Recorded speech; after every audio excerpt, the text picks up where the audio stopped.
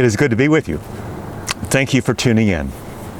For your information, I'll be here again on July 12th with my wrestling thoughts about reparations. Hope you can join me then. For today, though, a reflection on getting new spiritual prescriptions for our senses of vision and hearing and feeling. In downtown Louisville, at the corner of 4th and Walnut, Trappist monk and author Thomas Merton had a mystical experience that's one of the most famous revelations in the history of spirituality. The marker you see on your screen is the only historical marker in the United States to mark a mystical experience that's happened there. That experience that he writes about is our text today. In Louisville, at the corner of 4th and Walnut, in the center of the shopping district, I was suddenly overwhelmed with the realization that I loved all these people, that they were mine and I was theirs, that we could not be alien to one another, even though we were total strangers. It was like waking from a dream of separateness, of spurious isolation in a special world, the world of renunciation and supposed holiness. This sense of liberation from an illusory experience was such a relief and such a joy to me that I almost laughed out loud. I had the immense joy of being a human, a member of a race in which God Himself became incarnate. As if the sorrows and stupidities of the human condition could overwhelm me. Now I realize what we all are. And if everybody could realize this. But it cannot be explained. There's no way to tell people that we're all walking around shining like the sun. So this is a talk brought to you by the hashtag Miracles Are Everywhere, in which I try to convince us to peel our eyes just a bit more and sandpaper our senses and open up to all the things we have been seeing but not seeing and hearing, perhaps with why and how Black lives actually do matter. These things and these voices right in front of us. So let's start in Thailand with a Buddhist story. At a temple in Bangkok, Thailand, is a 5.5-ton gold statue of the Buddha with a remarkable history. This statue was made sometime around 1400. In the 1760s, however, civil unrest and banditry in the area caused the monks to plaster cover their statue, to camouflage it from thieves. And that worked, perhaps a bit too well. For after that generation of monks who covered it died off, so too did the original story of this statue. Now, fast forward to 1954, when a new building for this statue was constructed, and in the moving of this statue, a rope broke and the statue fell hard to the floor, cracking the plaster. Now, the true nature of the statue was revealed. It wasn't some garden variety statue, but a work of art worth today $250 million. This story is a metaphor of one's original Buddha nature and is also a reminder for our message today. We are originally wondrous, golden even, but have we somehow replaced ourselves with plaster filters? How do we plaster over the reality and the nature of things and allow people and things to become background scenery, white noise, nondescript, and so normal? It's like our life is like that refrigerator humming in the background, and we realize it only when it shuts off. It's like we get used to ignorance, which is a painless disease most of the time. We have reality or nature deficit disorder. What we don't know is forever what we will never know. And we've evolved this way to run on autopilot, to filter out the extraneous so we can focus on one thing like fight, flight, or freeze. But while our cortisol is doing its work, all the while we remain intricately connected and tied to a long march of evolutionary processes. My overall well-being is tied to what happens in the trees behind me, in the herbicides and the pesticides we may use and ingest, the sparrow and the squirrel populations, no less than those who love us and those whom we love. So in our cocoons of thought, when we're driven by work and anxiety or other cortisol thinking into one-track thoughts, we lose touch with the very world that has evolved us, Our minds originally are golden Buddhas. The same stuff as trees and grasses, pebbles, water, waving daffodils, with the same fates as those with Black Lives Matter. And so to pay attention is to heal. To keep separated is to divide, be conquered, and lose so much. But like you, I am a great editor. I edit. Censor. I don't like surprises. Okay, maybe on birthdays. I don't like interruptions ever. Just keep my clock wound tight, my coffee cup filled, my feet pointed straight on the treadmill. Keep that almighty executive editor in my brain busy. Look, but not too much, or too closely, or too high, or too low. Hear, but only hear the same things I heard yesterday, which were the same things as the day before and the day before that. Can you say Groundhog Day? We take ourselves seriously. Yes, there are serious things to consider, but my ego is not one of them.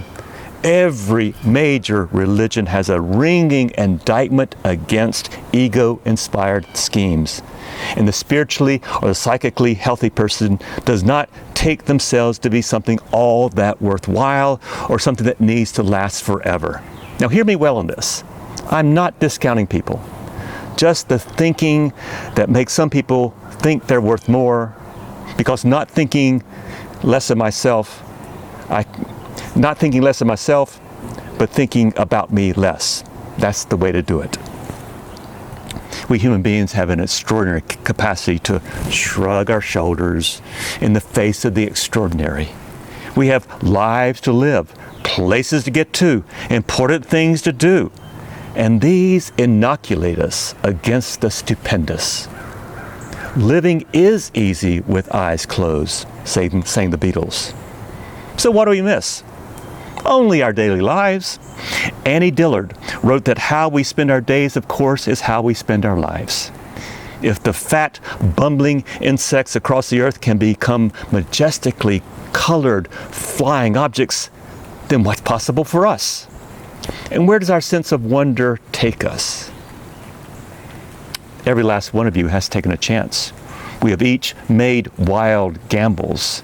It could have been for that guy or gal across the room, and now they are our spouse. Every last one of us has gone at least once. Wow! I've got to check this out.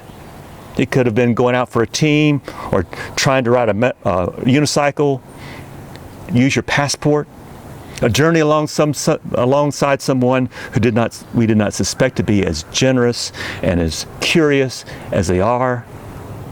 We've each had our brain circuits blown, but did not feel it important to put in a larger circuit breaker.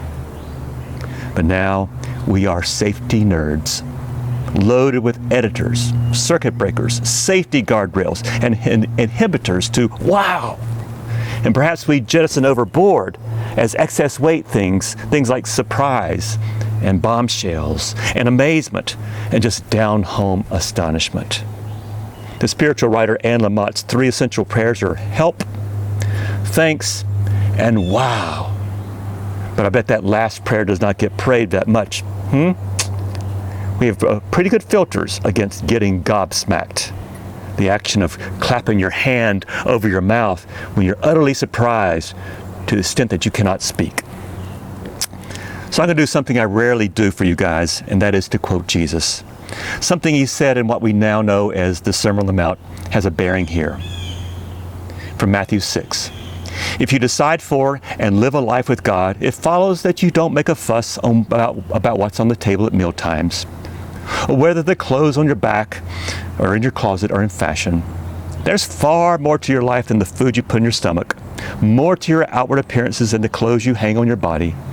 Look at the birds, free and unfettered, not tied down to a job description, careless in the care of God. And you count far more to God than birds. Has anyone, by fussing in front of a mirror, ever gotten taller by so much as an inch? All this time and money wasted on fashion, do you think it makes that much difference? Instead of looking at the fashions, walk out into the fields and see the wildflowers. They never primp or shop, but you've never seen color or design like it, have you? The 10 best dressed men and women in the country look shabby alongside them. So if God gives such attention to the appearance of wildflowers, most of whom are never seen, don't you think God will attend to you and take pride in you, do God's honest best for you? What I'm trying to do here is to get you to relax, not be so preoccupied with getting, so you can respond to God's giving. How do we talk about God here? Or God during coronavirus? Or God plus Black Lives Matter? The worst thing we can do is paint a whitewashed picture of some guy in charge of the universe. Now, if you really need to be in charge and that helps you, fine. But today's message is brought to you by giving up and vulnerability. Draw the camera in, way in. Draw your camera in way more. No, a lot more. Get a magnified micro view of the place you're in, whether it's in a 6x6 quarantine box or a 10x10 bedroom, or just lying on the ground, watching for an hour in one direction, one specific, unique to all history, ant travel over there to over here. Or go up in another direction and watch the clouds rally across the sky and then their slow march. The most powerful thing you can do is not be distracted. It is revolutionary, I tell you. It'll change your life and those around you. So pay attention to details. And wow, you're paying attention to God. God is locally sourced. Your source is local or nothing. It's now, and it's here, and it's this, or it's nothing.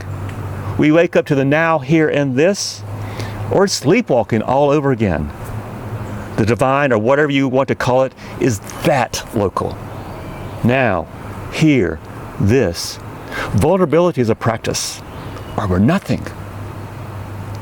Saying wow is a spiritual practice, because what we do in the now and the here and the this determines who our God, our source is, and how often we get to say wow, because Andy Dillard is right.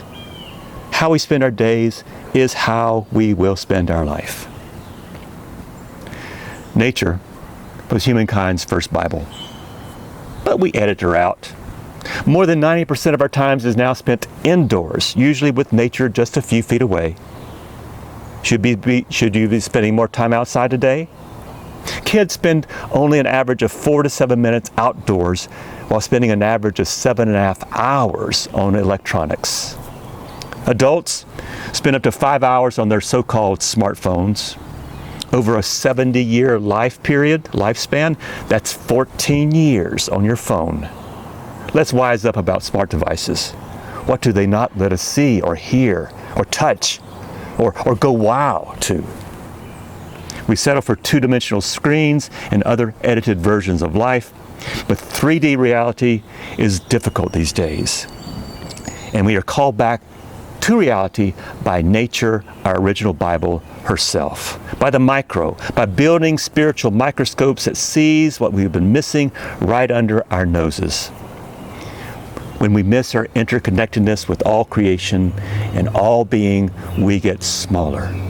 If we don't see mountains and rivers and leaves and seeds and insects, I think we shall be less able to see small injustices, microaggressions, tiny oppressions, insignificant histories. If we learn not to hear an owl in the night, or a cicada's glory, or the peck of a woodpecker, we will likewise no longer hear minor chords, minor keys, children's voices, minority reports. It's all related, folks. There is no separation between you and me, us and them, nature and us, potential and actuality, blatancy and latency. The way we see the micro is how we hear the macro. The way we live our moments now is how we live our days, is how we live our lives. Our perception is like a shirt you button up every day. If you start in the wrong direction, the wrong buttonhole, you'll be out of balance all day long. The correct buttonhole is to start with the now. the here, the this, the wow. Shake up your habitual consciousness. Be your own shaman. Learn how to convert your senses just by paying attention. Become the misfit you've always dreamed you could. Be absorbed by the gobsmacked reality of now, here, this, wow. Say wow 5 times a day. Oh, no, then 6. Then 10. Then 20. There is nowhere to get to, my friends. It's all here. What we need is here.